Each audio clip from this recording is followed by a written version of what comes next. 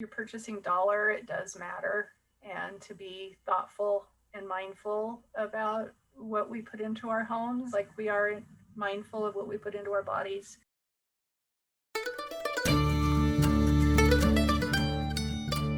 You're listening to the Good Dirt Podcast. This is a place where we dig into the nitty-gritty of sustainable living through food, fashion, and lifestyle. And we're your hosts, Mary and Emma Kingsley, the mother and daughter founder team of Lady Farmer. We're sowing seeds of slow living through our community platform, events, and online marketplace. We started this podcast as a means to share the wealth of information and quality conversations that we're having in our world as we dream up and deliver ways for each of us to live into the new paradigm, one that is regenerative, balanced, and whole. We want to put the microphone in front of the voices that need to be heard the most right now. The farmers, the dreamers, the designers, and the doers. So come cultivate a better world with us. We're so glad you're here. Now, let's dig in.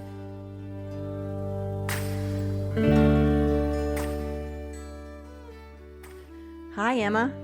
What good dirt do you have for our listeners this week? Well, we have some really exciting things coming up. We've got a kefir workshop next week taught by you, which is going to be so much fun. I can't wait. It's all about our favorite amazing superfood beverage that we all swear by because it's so delicious and it's so good for your gut. We hope that you all join us. If you know me at all, you've probably been subjected to my kefir talk at some point, during which I've forced you to listen to me go on and on about how and why this kefir needs to be a part of your life. But this time my audience will be voluntary. You'll be signing up for it. Yes, they will have by their own accord decided that they want to be there. Yeah. That will be fun. I also have a memory about kefir. I was trying to think of like when we started doing kefir and why. Yeah. And it's actually a really sweet story. It's like right when you first moved to the farm and there was that orphaned little cow. Yeah. That you tried to save. So right. Spoiler alert, we couldn't save the cow, but it was really sweet. Yeah, it was what they call a downed calf. Sometimes they go way out and the calves are born out in the grass somewhere and the farmer isn't able to find it. So anyway, this farmer neighbor found it a little late. She was alive, but she had missed out on the first couple of days of nursing. And this makes it hard for the calf to survive. So anyway, I said I would take her in and feed her, and did not know what to do because I'm not actually a cow girl. So I made a bunch of phone calls, and to make a long story short, I was told that the only way the calf had a chance of surviving was to get raw milk. And that was hard those years ago, and it's still hard, but I was able to find some raw milk, and the little baby did rally for a few days. And I was so intrigued by the whole idea of raw milk, and I thought, I want to drink it. And I knew that, but you hear all kinds of scary stories about raw milk. And I had heard about kefir where you culture it, which actually helps combat any of the bad bacteria in it. So I looked into that and started doing it and discovered something completely life-changing. Maybe it's like the point of the little cow brought you kefir. Yeah, I think so. She eventually succumbed because her slow start in life was just too much for her, but she was so sweet. We called her Luna because she came to us on a full moon. But you do not have to have raw milk to make kefir at all. In fact, you can even make kefir out of nut milks and non-dairy milks and so forth. So this workshop is not about raw milk at all. That's a whole nother topic. But it is about culturing your whatever kind of milk into a wonderfully healthy and delicious and delightful beverage. That is, I'll also give a plug, far more nutritionally dense than like a store-bought kefir. Nothing wrong with store-bought, but if you can, make your own, it's Yes. much more bang for your buck. Yeah, it's just way more potent because obviously something that's, created for widespread distribution, things have to happen in the processing, which take away some of the health benefits. So we're going to talk about all that. I'm going to tell you all this great stuff about it. I think it's sort of wonderful and thrilling even that something so beneficial can only be made at home. It can't be turned into this big product that everybody's out there buying. This is something you need to make at home. And it really, once you get into the groove of it, it's very, very little time involved. So come join us. I just love to talk about it, as you know. Yeah, so there's definitely still time to sign up. It is May 19th in the evening, Eastern Standard Time. There will be a recording available if you can't join us live. And it's a fun time. Also, if you're a member of the Almanac, this is free to join. So just RSVP in the Almanac. You know where to find it, and you will get the link. If you're not a member of the Almanac, that's totally fine. You can purchase a ticket on our website. It's also listed on Eventbrite if you're on there. So we have that, and then the week following, we have our Spring Indigo pop-up. We did this last year, and it was so fun. We just love doing it. Mom loves to do indigo dyeing, and we've got another round of really fun things for you this year in a couple weeks. And so stay tuned for it's just a quick 24 to 36 hours kind of flash sale. Things are super limited quantities, so that's why we do it like that. And that's going on. Yeah, I've been over here working away, and I've got the blue hands to prove it. What have you been dipping? Oh gosh, a whole bunch of things. Scarves, baby swaddles, napkins, kitchen towels, socks, bandanas. And this time, I've got several thrifted items that I am transforming into some wonderful one-of-a-kind pieces. It's so much fun. Oh, I can't wait to see. I haven't even seen yet. Such a great idea. Yeah, it's so fun to take something just kind of ordinary and work a little indigo magic on it, and voila, you have this beautiful thing like no other. Yeah, I think people are going to love it. And also, speaking of dyeing, we also have a natural dyeing workshop intensive coming up in June, also taught by you. Yes, it's an online class, and it's an overview of some natural dyeing basics. We're going to talk about equipment, resources, the dye plants, the colors, techniques, troubleshooting, and we're also going to do a project during the class. We'll be bundle dyeing with flower petals and or food items, just things you have lying around. And I'll be walking you through that. Included in your ticket price is an organic cotton bandana that's all prepped and ready for you to dye, so you can do it during the class with the group or later on your own time if you prefer. But anyway, if you come to the class, you'll know how to do it. Yeah, so be on the lookout for that. We haven't put tickets on sale for that yet. Again, similar to our Grow Your Own Food Intensive back in March, this will be, it's kind of a heftier, longer class than the Kefir workshop. So it'll be available at a discounted price to Almanac members. And if you're not in the Almanac, that's totally cool. You can sign up and everyone is welcome. So keep an eye out for all of that. And let's, I guess, get into this episode for today. So today we have Lani Estill, who is the creator behind Lani's Lana. Lana is a word for wool. It's a line of yarn that is a product of her ranching business and her love of wool and natural fibers. The fibers that are used in Lani's yarn are sourced from Bear Ranch, which is also her ranch in Surprise Valley, California, and also similar neighboring ranches that have similar values for their wool and the cultivation of their wool. The Bear Ranch in Surprise Valley supports a Rambouillet sheep operation. The Rambouillet breed of sheep is closely related to the well-known Merino breed. This wool is the same soft fiber as the Merino, but the breed has been adapted to fit the American open range model of raising sheep. Lani's Lana wool is grown using sustainable natural methods rooted in tradition and processed by skilled artisans. It is completely natural and with no harmful dyes or chemicals. In this episode, you'll hear Lani talk about the climate beneficial aspects of their operation, which include projects such as large-scale composting, the implementation of perennial crops, managed grazing. Yeah, so we heard about Lani first through Fibre Shed, which if you haven't listened to that episode, you should definitely go back and listen to our episode with Rebecca Burgess. We will link that in the show notes. Fibre Shed, if you don't know and you're just now tuning in, is a wonderful organization based around connecting regional fiber sheds, so fiber producers to the consumer, and building these networks all throughout the country and the world, honestly. So connecting us to the roots of our fibers.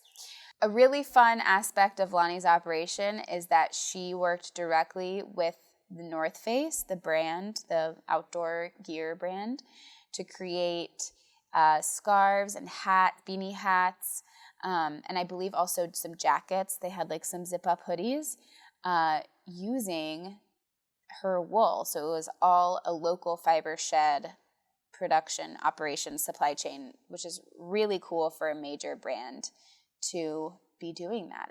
It's kind of a little beacon of hope in our world. I have one of the North Face beanies, and it's just the best. I really love it. It's full of love, and feels so good to wear. I think you're going to learn so much from this conversation. So let's go ahead and get started.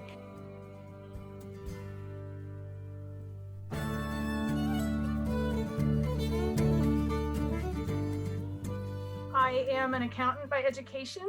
I was raised in rural communities. My dad was a range conservationist. My mom was a home economics teacher. Growing up in a rural area, I ended up going to college in agriculture. And I guess by what my parents are doing, you can see how I kind of naturally gravitated towards what I'm doing now, which is working with wool from our ranch, from our own sheep, and taking that through the supply chain to yarn and fabric and comb top. My dad was a range economist, conservationist, and worked on range lands and outside all the time. My mom was a home economist, a teacher. She sewed and still quilts. She's just a crazy quilter. My parents were very influential in my life and my career choices, along with where they chose to live, which was a rural community where I am now, Modoc County, in the northeast corner of California.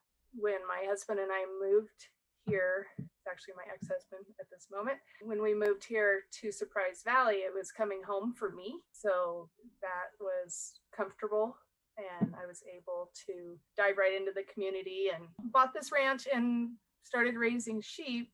Had a ranch prior. Most people don't just go buy a ranch, but we traded into this one, which had the sheep allotments. And so we were able to expand our sheep operation, which we started in 1992. So in the 2000s, we expanded it. So we now have a range flock of about 3,000 sheep.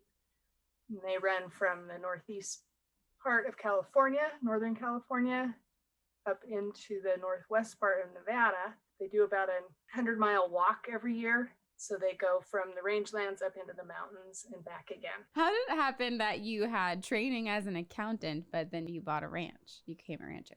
Well, mostly because of my ex-husband. His family was a ranching family. I became the ranch accountant. Got it. You just start doing everything involved with the ranch. Cooking, raising 4 children. We bottle fed bummer lambs. We had herders to do the day-to-day work and still do, but there's just a lot of things that you do going along with that. And my love was the wool.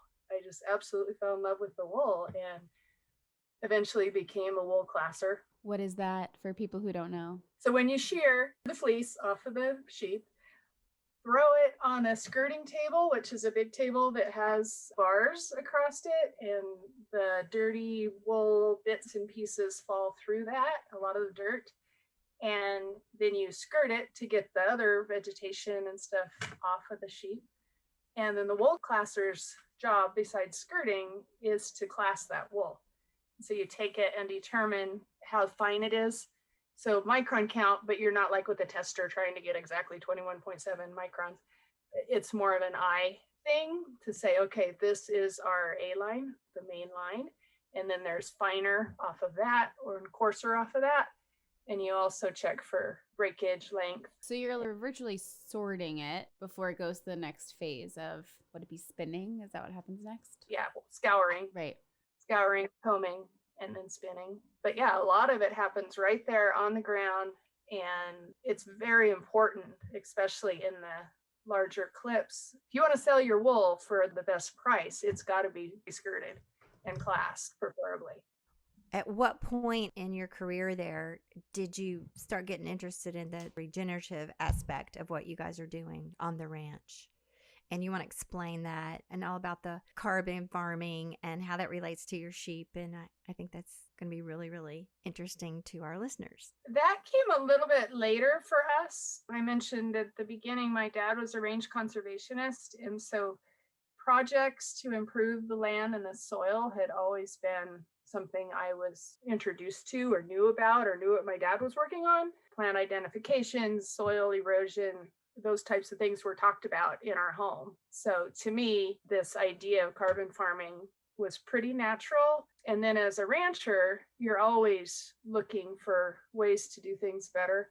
We work on public lands, and so we have a lot of oversight in what we do, their grazing. So we've got people around us telling us the right way to do things. So the carbon farm plan came from Fibershed, though. It's kind of a new idea. And Fibershed is a group in Northern California founded by Rebecca Burgess. She's an amazing visionary, has something that I really gravitated to, which is a soil to soil concept in our clothing, where we want to grow our natural fibers, whether they be plant-based or animal-based, use them, and then have the ability to return it to the earth. So in a nutshell, that's what Rebecca does, plus much, much more. And she cold called me, actually. She was doing her wool inventory and cold called me. And a cold call turned into an hour and a half conversation with, like-minded people. And she and I just really connected. So that started a great friendship and relationship that turned into a carbon farm plan. The carbon farm plan is a baseline for your ranch. Carbon Cycle Institute was the ones who kind of spearheaded that. It was a team concept also with NRCS, Natural Resource Conservation Service, and Fibre Shed. So we did a baseline of the ranch, how we currently used it, grazed it, the meadows, the streamlines. So a lot of mapping was involved, soil surveys, looked at areas of concern, and did a list of projects that we wanted to do on the ranch. And the projects are what help to draw down the carbon from the atmosphere into the soil and get that soil health improvement and also releasing less carbon into the air. That's amazing. It's like walking the walk. It's like you're doing the thing and you're selling the product there in your store, and you come from the conservation background, you have the land, you have the end product. You kind of represent in your business every part of the cycle, which is really cool. So what do you say is your main, are you a rancher? Are you a store owner? Are you a product developer? What do you say that you do? All of the above. I'm even doing some textile design, and I always tell people that ask me to help them with their yarn or fabric, it's like, this is not my thing. I'm an accountant and a sheep rancher. Wow. If you get advice somewhere else, please take it. Yeah, it's interesting. It really, really is. When you connect the dots like this and you're covering so much ground, it's hard to be an expert at everything. Right. But I guess I know enough to be dangerous. So I love how you talked about how Rebecca Burgess, Fibershed, just cold called you, and that's how that started. And my perspective as an outsider looking at Fibershed, I see Lani's Lana. You're like one of the main kind of founding partners and farms and projects of the Northern California Fibershed, which is the original founding Fibershed group, and all the affiliates from all over the country have sort of branched off of that. So can you talk to us a little bit about earlier on in Fibershed, what that was like, getting that off the ground? What were some of the earlier projects that you guys did? Lady Farmer actually purchased your community supported cloth that I know was something that came from your farm. So can you tell us a little bit about some of those things? I think I got involved with Fibre Shed at about their second or third wool symposium. So I wasn't ground floor for sure, but I probably was their first carbon farm plan and their first climate beneficial wool, because we put practices into place relatively quickly after we did the carbon farm plan. And tell us about the community supported cloth. So that was the first big project we did with them. It was amazing. So I had this beautiful black wool that was just being sold for pennies on the dollar. And the rest of my clip was sold on a video and normally went to China. I didn't like that. I did not like that at all. And I was good friends with Bonnie Chase, who's now my partner and mentor in the store. She owns the store. Bonnie and I had already started to make comb top with this brown wool.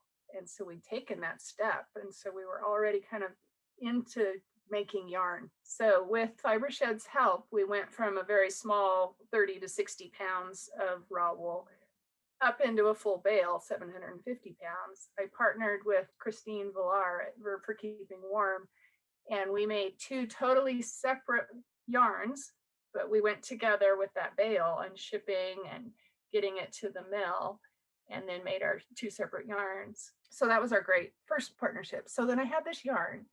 We took a huge leap the following year and took our whole entire wool clip and took it to Chargeurs in North Carolina, so 25,000 pounds, and had it scoured.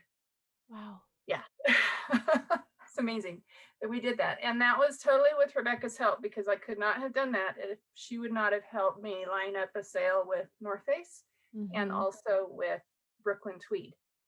And they both bought the equivalent to 5,000 raw pounds. And so then I had that confidence to go ahead with the rest and think, okay, I can make yarn out of the rest. And part of that yarn went into community supported cloth. Cool. It's a good reminder of how much of to scale these projects have to be feasible.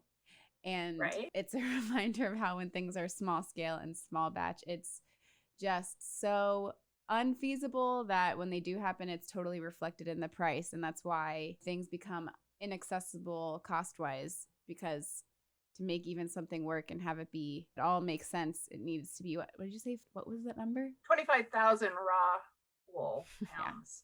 A lot of that's dirt, so half of that is washed out. But still, 12,500 pounds of wool. Wow. Yeah. Jeez. Some of you listening that have been following Lady Farmer for a while, you might remember that we had these beautiful white shawls that we made out of that community supported wool. You know, we couldn't buy too much of it, but we did buy enough to make several of them, and they sold very quickly and people love them. And we got to tell that story of, you know, how this is climate beneficial wool. And people are really amazed by that, and they're really interested in it. And before we get too much away from the whole carbon farming thing, I wanted you to talk a little bit about what that really means to invest in operations such as yours that are actually climate beneficial. They're actually mitigating the climate change, and that's very scientifically based. And I think for some people, it's still really news. Like some people out there may not have even ever heard of this.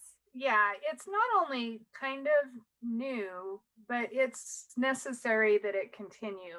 I mean, it can't become old. It's a really small group of us now that are doing this. I mean, still after 10 years, and it's gained momentum. We just have to keep it fresh and keep the investment coming because it's expensive. What is the expensive part of it, or like what makes it expensive? Can we just talk about a couple projects in specifics, and then I can give you kind of an idea of what that costs. One of our first projects was a compost production and application, and North Face helped us with that. They gave us $10,000, which enabled us to buy some wood chips actually from our ranch. So it wasn't outside our circle, but it did require freight to get it out of the mountains and down to the ranch.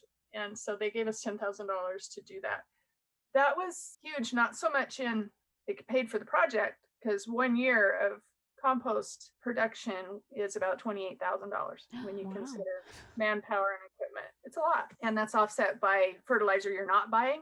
So it's offset by some costs. But when they gave us that $10,000, it was big mentally, because it was like, oh, wow, a big brand recognizes what we're doing and it's important to them. And so it gave us that enthusiasm. And then another project we're working on, which is an annual, we just keep plugging away at it.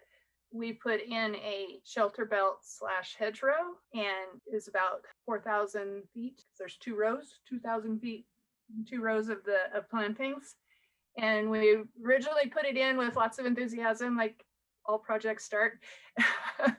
Put in the water, put in the trees, every single tree and plant had a compost component, and we put a lot of love into that. And then the next year, when it came up, it was totally drowned out by weeds, because then of course we had water, and water brings weeds in the desert, especially in disturbed soil, because it worked up some of the soil for these plantings. And so it wasn't really super successful. So we ended up having a crew come in to weed, and they had weed eaters, and they couldn't identify where the plants were. They chopped off some little baby locust trees. I mean, they just weren't big enough to be identified as an actual tree. And there were also areas that didn't have the water, the drip line wasn't working correctly, pressure wasn't right. So we lost plants. And so we're in our 3rd year of planting. We just got some trees in, and we're going to schedule another planting coming up in the next week, I hope, to get those in the ground. That's just an ongoing. And then cost, if I can tie that back, cost. We spent $11,000 on plants, another probably equal amount on the irrigation and the fencing to keep it protected from livestock and wildlife. So that project, I think, is up in the 25,000 range. And that's being funded through Fibre Shed and NRCS. NRCS helped us initially with the initial plants, initial fence and water. And then Fibre Shed is helping us purchase plants every year. And part of that is our climate beneficial premium that we've charged on the wool. And this planting tree project, that's one carbon project, and then the compost is another. Yes. Can you explain? You're like measuring the carbon in the soil before and then after, and is that happening? We do soil tests, and so we're able to tell basically by organic matter if we're getting an improvement that way. Mm-hmm. But the carbon capture calculations are done through a tool called a Comet Planner, which the Carbon Cycle Institute helps us do the math on that. They plug in the projects and the number of feet, acres, however large it is, and there's certain numbers that say how much carbon you're drawing down by doing that, and they're based in science. So I don't do that. I just tell them this project, you guys do the math. Yeah. Are you also capturing carbon with the managed grazing of your sheep? We haven't put a number on that because that was baseline. So our grazing continues like it did before with our grazing plan, and it is a rotational thing with the sheep. They follow basically the same rotation, but they go in a little different area each year. And the way sheep trail through, they don't stay in a pasture. They trail through and use the forage and move to the next. So they're constantly moving and don't stay in one area very long. The one project that we've been working on and has given us a lot of bang for the buck, a lot of carbon drawdown the last 4 years, is we've taken a field that was wheat every year, or it was an annual crop. Triticale was the crop we usually put in there. And we have been working to get that into a permanent crop, alfalfa and or pasture. Because every year when you plow that up, you release carbon into the atmosphere, which was a bad thing. And so we have worked really hard to stop that bad thing, which was releasing and then leaving fallow to release more carbon and keeping it covered with vegetation the whole time. It was difficult because of the ground where it wasn't easy to irrigate, and we had to do it with hand lines a bit at a time. So we did 50 acres, and then we did another 50 acres, and we've got 176 now transferred into permanent pasture. And then that becomes sheep forage, those carbon capturing crops? Yeah, it's sheep forage, and the part that's alfalfa we can harvest and feed in the winter and make hay. This sounds like a lot. So first of all, I will say on the East Coast, it's hard for us to even picture the amount of land that we're working with here, just because we have way less expanses of land. And so just like the acreage you're talking about and all of that is just kind of mind blowing. So can you tell us a little bit about the team you have managing this and everything that goes into it? It is large, and it's West Coast. We're high desert. We're very arid. So you can't make a living on a small piece of ground like you can on the East Coast. It's too arid. And so the ranches do tend to be bigger. So my team is, most of the stuff that's happening on the ranch that I'm talking about is still under management with my ex-husband. And we're not together anymore. Unfortunately, we're still in the same area, and I go out and see what they're doing and help when we shear and that. So I'm still involved on the ranch. But the day-to-day is John, my son Cole, who is 28 now, and he's the sheep manager. We have 5 herders and a couple more guys during lambing, and they stay with the sheep year round. And then we have a cowboy crew as well, because we have cattle too. And haying happens with a lot of those guys will shift, into haying during haying season and go back into the livestock. And then we have 2 guys that I would say would be our farm crew. One guy does mostly feeding and equipment operation, and then another guy's a mechanic. And how many total acres is it? Oh gosh, I don't want to blow your mind too much, because it's numbers you can't imagine, but I have to say with a caveat, because we don't have exclusive control of these acres. Okay. This is federal public lands. There's other users involved who have cattle permits. Oh, okay. And obviously the public can go out and recreate and wildlife and so on. It is a 500,000 acre operation. Oh, wow. From the Nevada up into Northern California. Wow. So does that mean that you and your ex-husband are like responsible for this acreage, or you're able to use this land for your, like, tell us about that. We're responsible for our deeded acres. Okay. So the ranch where all these projects are happening and the water there, the meadows, that's ours. And then the grazing is, we're responsible for the animals and how they use the public land. And there's definitely rules. There's all kinds of regulations that we have to follow, and we have to tell them what we're doing when we're trailing and moving. And it's a relationship with the agencies, cultivated over many, many decades and generations, been going on for a while, not like the indigenous populations, but certainly long enough to have an ebb and a flow to how we run these sheep. So the sheep that are out there, are they historically adapted to that climate and the plants they eat and everything? Tell us about the breed of sheep that you're using and the kind of wool that they produce and why you use that breed. Yeah, Mary, they are definitely acclimated to the high desert. So Rambouillet is often referred to as the American Merino because they're adapted to the high desert range type of operation. And if you have let's just take a Suffolk lamb, which would be more of a meat breed, they don't herd as well and they don't stay together. They're not gregarious like the white sheep are, the Rambouillet are. So that breed wise, they're definitely acclimated to the area.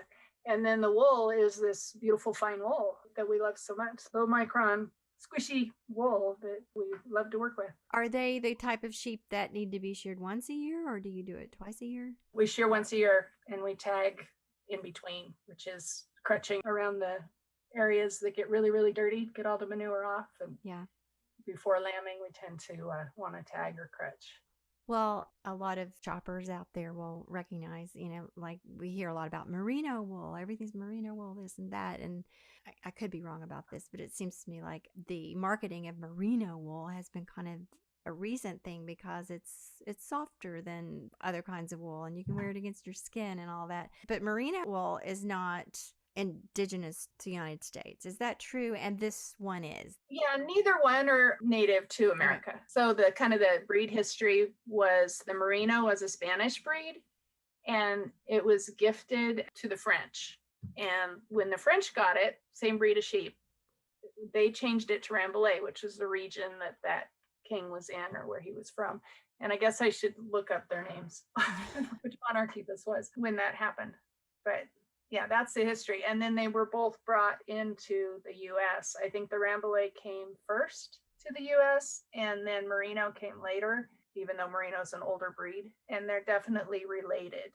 And when you see it in the stores as American Merino, it very well could be a Targhee or a Rambouillet. Merino's breed specific. And I know Merino producers like their Merinos. But when it gets back into the production part of fabric and the knitters and whatnot. It's kind of more of a generic term for fine wool. Going off from that, can we go more into the consumer side of things and what you do and the kinds of products you design and produce and also carry? Specifically, I want to hear more about the project with the North Face and those beanies that were made. That's really interesting. Yeah, great. Can I just continue with the community supported cloth just a little bit? Yeah, let's do that. Community supported cloth is now referred to as Bear Ranch fabric, or I guess we're calling it a Bear Ranch twill and a Bear Ranch plain weave.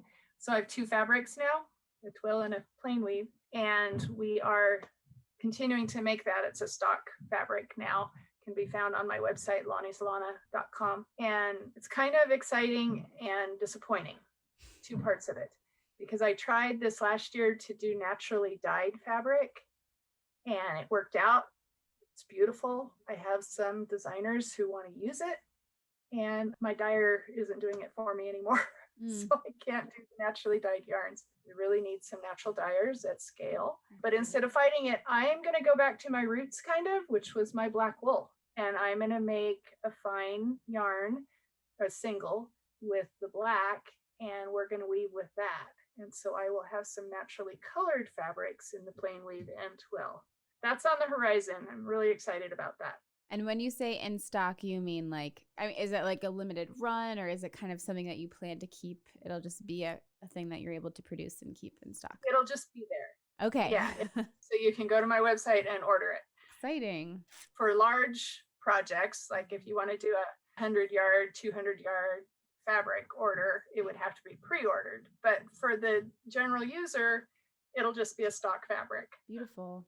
I'm kind of a novice sewer, but I do dream about when I get there making my own twill coat. So Yes. I'm going to keep an eye on that fabric. Maybe I'll go ahead and get some to keep me motivated. Yep, it'd be great. And the plain weave is a lighter weave and is perfect for shirting. Oh, okay. Yeah. I'm sorry, you asked me about North Face. I'm wearing my North Face scarf, and it's a beautiful twill. And then they did a beanie, and we actually did a climate beneficial jacket. So there were two iterations of the jacket. And then COVID hit, which was tragic for us because North Face and the brands, they just kind of quit. And they left us without a buyer. I hope they'll come back. I know they'll come back because the economy is going to come back, but COVID definitely stopped that. And we, being Fibre Shed, came to a point where the producers had no buyers for their wool. And Fibre Shed saw this need and came in with a wool pool and purchased the fine wools from within our region. And we're doing kind of a wool pool. So I don't own my clip this year. I sold it to this Fibre Shed wool pool, which is a climate beneficial wool pool. And we're hoping that the North Face will come in to that wool pool. So instead of working directly with me, they'll be buying from the pool and they'll go on with more products because they loved the project. I know they did. Heart-wrenching for the people who had to implement those decisions. Do you think the whole thing was just kind of too out of the box to be affordable for them in the tight time of COVID? You know, why did they just abandon it? Do you have any idea? It was getting smaller. You know, we went with a pretty big project to start with and it was successful, but every year it was kind of a fight to keep the size of the project going, and they sold out every year. So I kind of trouble understanding this, other than it was high priced. Yeah. And so they took it from being kind of an online specialty thing within a few stores to their Browns collection, which is the exclusive collection, and it's only sold in a couple of stores that are in the higher end district. So it just got smaller and more exclusive. And you heard my minimums. I do the whole clip. It's 25,000 pounds. So I need those big sales in order to make it all work. I'm very thankful that I don't have that pressure anymore, that we've got this wool pool going. Yeah. And I can just work with the amount of wool that I want to work with instead of having that pressure to sell all of that wool every single year. Well, I'm really curious, the jacket they made, the climate beneficial jacket. So obviously that had your wool in it. What were some of the other components of that? Did it contain any synthetics, or I'm just really curious about that. It did. It had a lining. Don't believe it was silk, and buttons, that type of thing. I have the beanie, and I'm imagining the scarf and the beanie are the same, like weave. So is the jacket that same weave too? No, the scarf and the beanie are in knit. So they were totally different supply chain. And then the fabric was made by American Woolen, which is another interesting story because that was a business that was going under and all the equipment was boxed up, ready to be shipped to China. Three young people in their, 30s, 40s took the dive to save that business and started making fabric and Italian, really nice fabric. So mine was made by them. And where is American Woolen? Connecticut. Okay. And are they still in business? Yes. Okay, cool. I'm going to look them up. And did the scarf and the beanie, was that blended with anything or did they just use the wool? That was just our wool. No blending. It's amazing. It's the best beanie. I love it so much. It sold out. I didn't even get it in my store. I wonder why, if it's sold out, I wish these companies would make these things a little more mainstream, like sounds like they were on the path to doing that, like this is a climate beneficial garment and we can do it to scale and we can sell it out. But I guess, it still turns out to be too much of a special market or something. I think it was the price point. But isn't it true that if you're able to up the demand, if they're getting enough orders, shouldn't the price point go down at some point? They don't want to lose money. Right. And yeah, the price point, it's an expensive supply chain. My wool is expensive. It's at a premium because it is climate beneficial. Your money goes back to the ranch on the ground. Yeah. Mm-hmm. And projects. So that part's expensive. And then it's just an expensive supply chain. And wool is a premium product. This is something we talk about all the time. And it just takes a lot of talking about it just for people to recognize that the cheaper things are cheaper for a reason. It's not like people out there creating sustainable products are trying to get rich. That's not the way it's working. And we talk about this all the time too. Consumers are used to thinking that the best buy is something that they get the most of for the least amount of money. And so this is contrary to all that. So it's just it's a re-education, it's an education to begin with about what does climate beneficial mean? What are these products? What goes behind these products? And why do you want to pay more for these things? Yeah. And it's, you got to think in terms of dollars per wear, not just this costs me X amount of dollars and that really nice wool one is twice as much. Why would I pay that money? But if you look in your closet 5 years later, that wool is still going to be there where the other one is long gone. And then when it gets to the end of its life, which could be decades later, it can be composted and it will return to the soil. So that's education. That is education. And also pointing out, like your scarf would be way cheaper than that. And people say, why wouldn't I buy that perfectly good scarf? It's going to serve the purpose of keeping me warm. It's because that cheaper scarf did not cost that. It didn't cost what you paid. There were other very detrimental costs in that product that had to do with the environment and human rights and all kinds of things. There are all those hidden costs that aren't passed on the consumer in fast fashion. So again, it's a huge learning curve for consumers to understand what those hidden costs might be and why things appear in the stores. For us to buy at a fraction of what they really cost is so that we'll buy more and keep that huge machine going. The huge fast fashion machine. It's quite the paradigm shift in consumer understanding. Yeah, it is. And it really is a lot of education. And we spend a lot of time doing that. And I know North Face did too. They spent a lot of time with this particular project. They won a lot of awards, but we spent a ton of time. I was on several panel discussions with them, went to Boulder, Colorado, and we did a regenerative agriculture. Actually, it wasn't just agriculture. It was broad-based brands talking about sustainable products and how to do this.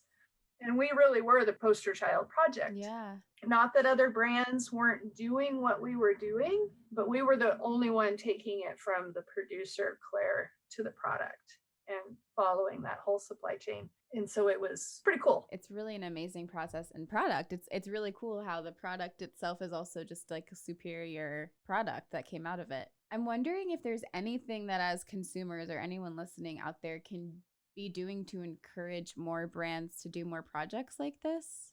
From your perspective of interacting with the brand and then the other brands at these various conferences and stuff. I mean, I know the consumers play a huge part, but how can we let the brands know that we want this more? Yeah, I don't know. I think we just have to keep telling this story. I mean, people like you that are doing this, podcasts are very powerful. People who listen, they retain what they hear from these podcasts. And that education is huge. So I appreciate what you guys are doing to push it forward. There's a lot. I try a little bit in my advertising just to try to push that forward a little bit as I go along. Yeah. But was it just like someone, like a human in the North Face community that, or like with the brand that knew about this? Like what was that initial connection, that spark? How did that happen? I'm going to give Rebecca Burgess credit for that again, because she started with the Backyard Project, which it was a jacket, sweatshirt, hoodie that they made with Sally Fox's cotton. Right. And Sally Fox is another grower like me, and she was before me as far as this goes, and is still producing her beautiful colored cotton in this sustainable ways, practicing the climate beneficial projects too. But that was the connection. They did the Backyard hoodie. It was a zero waste design.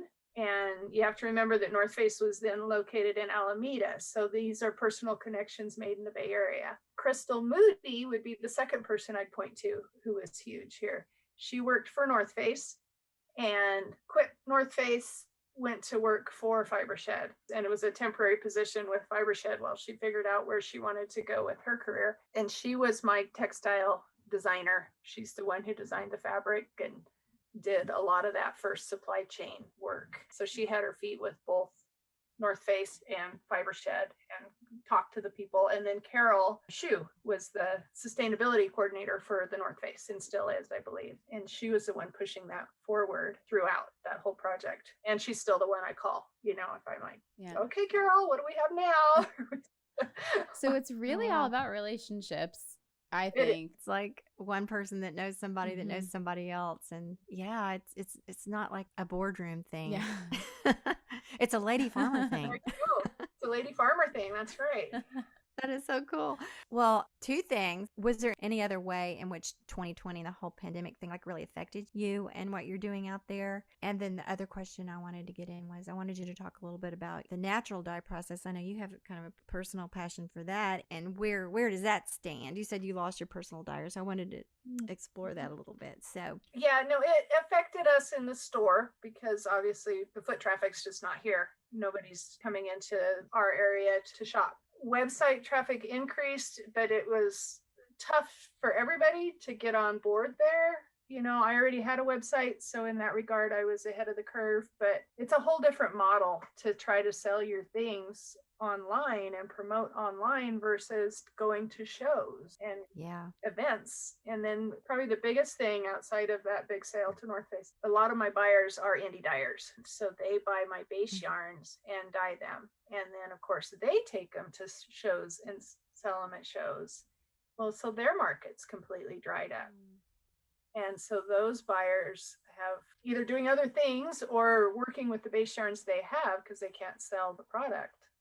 So until that picks up again, that part of my business has declined a lot. It's half of what it was last year. And that's with one dyer increasing a ton. So I had one new dyer who came on and kind of figured it out somehow.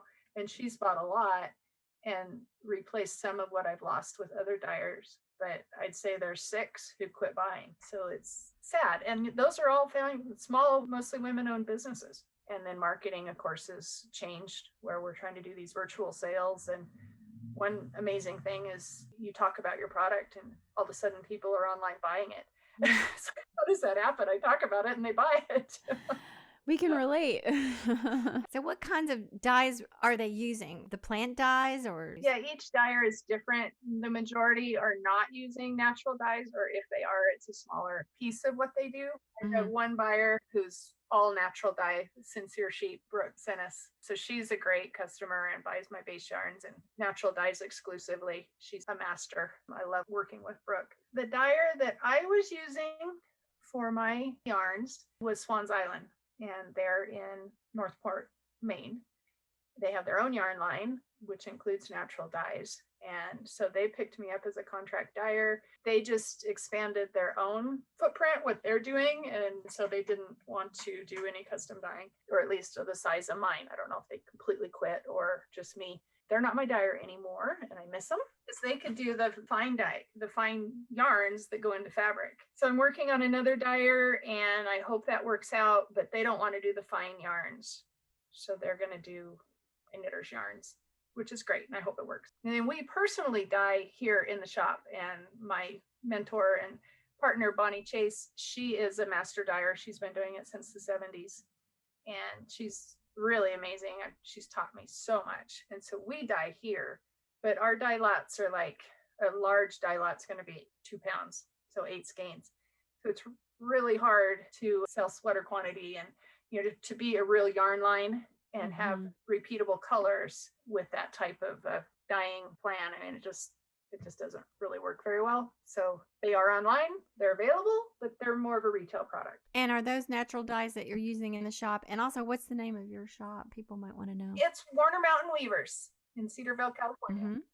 And Bonnie has a website, and so do I. So she's WarnerMountainWeavers.com, and then mine, LaniSLana.com. And if you ever get to Northeast California, Surprise Valley and Cedarville is a great place to visit. We have always done a wool gathering in the fall and have classes and just a gathering of like-minded people. And then throughout the year, we have classes. We try to invite people in, like do a tapestry weaving class or eco-dyeing, plant-dyed fabric class, which was a lot of fun. So Lani, in beginning to wrap it up, we have a question we like to ask all our guests. What does good dirt mean to you? And that can either be literally or metaphorically, or any way you want to answer that. The good dirt to me, I think of, is it dirt or is it soil? That just goes back to my agricultural training. And it's soil to me. It's full of life.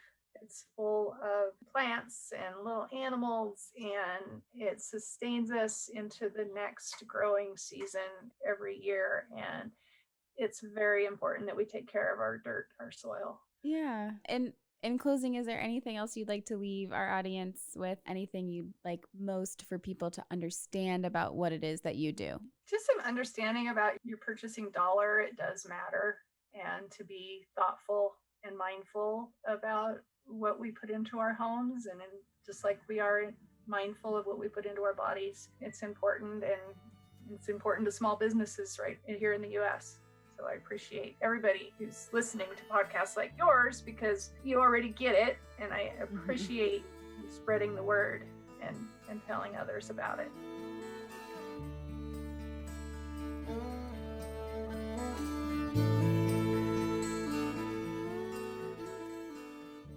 Thank you so much, Lani. I think this is such a great conversation that helps all of us understand the complexities of a truly sustainable supply chain, and the knowledge, the hard work, and the passion that it takes to actually make it work. For me personally, it makes me appreciate even more the integrity of a product that's been managed from its natural source all the way to something that is produced, sold, and worn with respect for the earth, animals, people, and something that can be around for generations to come. It's really a shift from what we are accustomed to in our consumer society today. Well said. It's so mind-boggling how big these systems are and how much goes into bringing us our products. And there is something so satisfying and fulfilling about supporting these types of processes. Again, thank you, Lani. And for more Fibershed, again, we'll link to Rebecca's episode. We have a few more coming up on the docket where we're talking to some more Fibershed people. Another great one to reference is our episode with Elizabeth Klein that came out around Fashion Revolution Week. We also discussed supply chains there. Yeah, and then going back to episode 1, we have kind of a primer on how food and fiber and fashion are all connected. So thank you for tuning in this week. And if you're new around here, welcome. Join us. Follow us on Instagram at We Are Lady Farmer. We have an online community called The Almanac. Currently not open for enrollment, but we will be this summer. And we hope to see you at our Kefir workshop, at our natural dye workshop. Stay tuned for our indigo pop-up sale in the marketplace. So many fun things going on. And we're here every Friday. We'll see you next week. Bye, everyone.